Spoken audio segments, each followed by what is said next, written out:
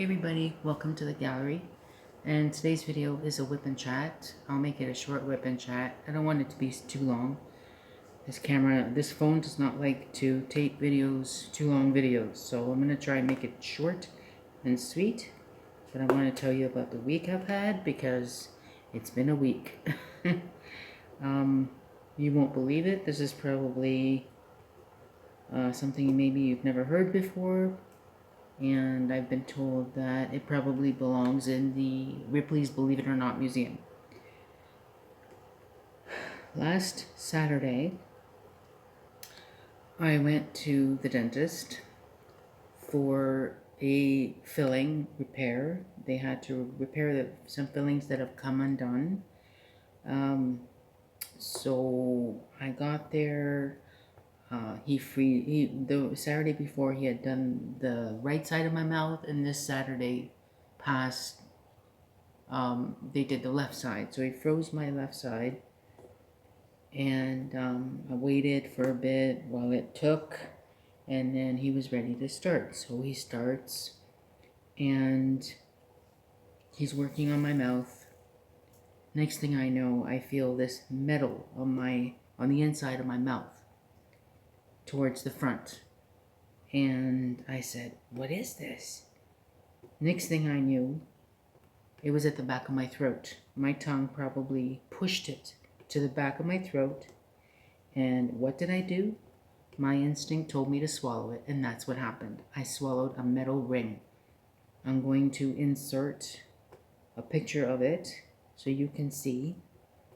It had the dentist told me it had some not sharp, but pointy ends. So when I told the dentist that I had swallowed this ring, he was surprised. His eyes kind of got a little big. Never happened to him before, apparently. And he said, "Well, I have to tell you that you have to go to emergency because it has pointed ends, and if it goes into your chest, it could puncture your lung." Oh my goodness. Interesting. Scary. So I'm like, oh my God. I'm like, well, I'm breathing. I'm not choking. So it didn't go into my windpipe. So that's a good thing. But he said, yeah, but you should still go because even if it didn't puncture your lung, if it's going down, it could do some other damage. Great. So he finished the procedure. I drove home. It was about a 20-minute, half-hour drive, 25 minutes, half an hour, something like that. The whole drive home, I was nervous. I was scared. I'm like, oh my gosh. I actually thought about not telling my husband what happened. It was kind of embarrassing, kind of stupid, I felt. And I'm like, well, I have to tell him because if something goes wrong, if something happens to me, he has no way of knowing what happened at the dentist. I mean, he could have called and found out. He would have told him. But let me get the whys out. So I got home. I told my husband what happened. He said, well, you got to go. If he told you to go, he's concerned. So I'm like, okay. So he drove me to the hospital. He didn't come inside with me. I mean, there's enough people in the hospital. You don't need to come in with me. So I just waited. I was there when I came home from the dentist, I had my lunch. I was still shaking, nervous, scared. I wasn't panicked, but I was nervous. And I had my lunch, and then he took me to the hospital, dropped me off in the emergency, and he went home. And I kept him in the loop the whole time I was there. I was there from, say, 3:30, and I left the hospital at 10 o'clock at night. The registering and triage was pretty quick. I saw a doctor within an hour of arriving at the hospital, which wasn't too bad at all. There were a lot of people in the waiting room, so I thought it would be a lot longer, but I was grateful to have had not wait that long. So I finally got to see a doctor. He ordered a chest x-ray. And I would say about half an hour to 40 minutes after having the chest x-ray, he came out and said, well, you need a CT scan of your abdomen because it's not in your chest, We didn't see it in your chest, but you need to go for a CT of your abdomen. We need to make sure that, again, it didn't puncture anything because it's got sharp ends. And we need to take all the precautions. Fine. Waited for a CT scan. That was probably the longest wait I had all evening, is waiting for the results of the CT scan. They finally came back. And I saw a different doctor at that point. The other doctor had probably gone home, finished a shift. So this other doctor consulted with the gastroenterologist, and the gastroenterologist on call said I should have a gastroscopy, which is they put a camera down your throat. They put a tube and then a camera down your throat, and they look around to see if they can see the object. And he said it's necessary again because it had sharp ends. They don't want to take any chances of it puncturing, injuring, making something bleed in there on its way down. So I'm like, okay, well, when's this gastroscopy going to take place? Tomorrow morning, 7:45, you got to be at the hospital. It was already 10 o'clock. I'm like, can you not put me up for the night? And they're like, no, I think you'd be better off in your own bed having a good sleep. Okay, went home. I had nothing to eat or drink since 2 o'clock that day. So the next morning I woke up. I had a massive migraine because I didn't eat. I was throwing up really bad. Like every couple seconds, I couldn't keep any. There was nothing to keep down because I wasn't ingesting anything. So I went to my husband again, drove me to the hospital, and he came with me this time, and he stayed with me. And let's see, the procedure didn't take very long at all. They just gave me a mild sedative. I kind of drifted off to sleep. Whether I was supposed to fall asleep, whatever. I drifted off. Next thing I knew, the nurse was waking me up, said it was all over.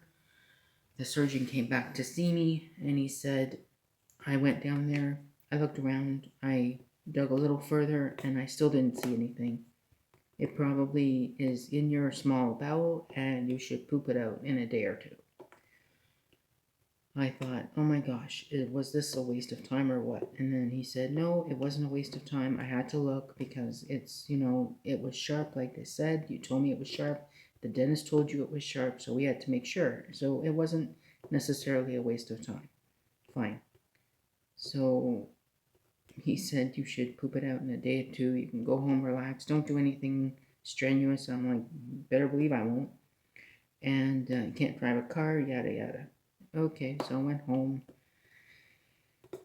I did have bowel movements throughout the day on Sunday, but they weren't big. But I was still looking to see if I could see it. Never saw it. Monday morning, finally saw it. I saw it, and it came out. I don't want to disgust you, but I did take it out of the toilet. And so then I phoned the doctor, I phoned the gastroenterologist, I phoned the dentist. It's out, it's gone. They're saying great. Meanwhile, for the next few days, I started to develop some stomach discomfort, and I knew that would probably be normal, so I didn't make too much of a deal of it until probably Wednesday or Thursday. I waited, and I wasn't doubled over in pain, so I wasn't terribly concerned, but my husband told me, call the doctor, tell them what's going on, tell them you're still experiencing gas and bloating. You shouldn't be experiencing this. It's been a few days, you should be better by now. So I called my doctor on Thursday, went to see her, and she did an exam. She examined my stomach, pressed down on it, and I was still having discomfort. Like when she pressed down on it, I did have discomfort. So she said, well, just monitor it, go get another chest x-ray, monitor it, and if you're still feeling this way in the next 12 hours, you need to go to Emerge again to have it checked out. So I did monitor it. I went for my chest x-ray. That came out clean. But the next morning, which was Friday, which was this past Friday, a couple days ago,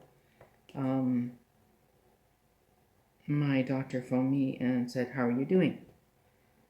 Where's your pain at? I said, well, it hasn't changed. She said, well, I want you to go back to the emerge because, you know, you shouldn't be feeling this way. And we just want to make sure that it didn't do any damage to you on the inside. So that's what I did. Called my boss, called my coworker to cover for me, and I went to emerge. This time, the wait in emerge wasn't as long. It wasn't very busy, so I was relieved. I didn't have to wait very long. Triage to seeing a doctor was within half an hour. And where's the letter A? Sorry, just gotta check. Number 18. So I saw the doctor again. This time he ordered another chest x-ray, and not a CAT scan, but blood work. And I probably waited about an hour for the results. Finally came out, said everything's clear, you're good. Nothing came of the x-ray, nothing came of the blood test. Everything was normal. You can go home. This will pass. Today is Sunday, and I'm feeling a lot better. So thankfully, it worked out for the best.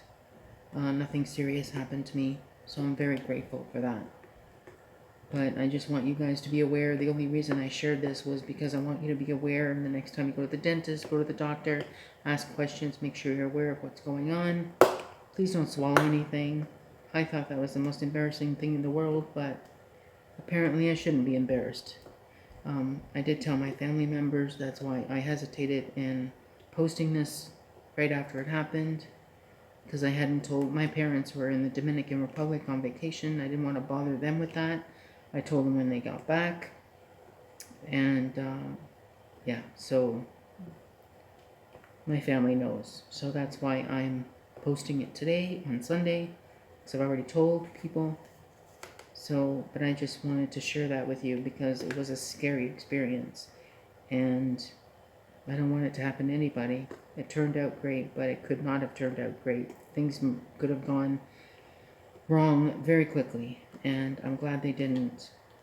But just be aware when you go to the dentist, when you go to the doctor, just be aware of your surroundings. If you're having procedures done, ask questions, and just make sure you're safe. So I wanted to say thank you for listening to my WIP chat, hearing about my week. I hope you guys had a better week than I did, and I hope you enjoyed this WIP chat. And thank you for watching. Give it a thumbs up on your way out. Subscribe if you're new, if you haven't already. Hit the notification bell, because the next time I have an adventure, and you know I will, I'll be sure to tell you about it. So thank you so much, and I hope you have a great day. And if you're in Canada, happy today is Family Day. I'm not sure if it's Canada-wide or if it's just Ontario, but we have Family Day this weekend, so it's a long weekend, and I'm having an extra long weekend because I didn't go to work on Friday, so that's great. I get to relax for one more day and do more diamond painting. Thank you so much, everyone, and thank you for watching. Bye. I'll see you next time.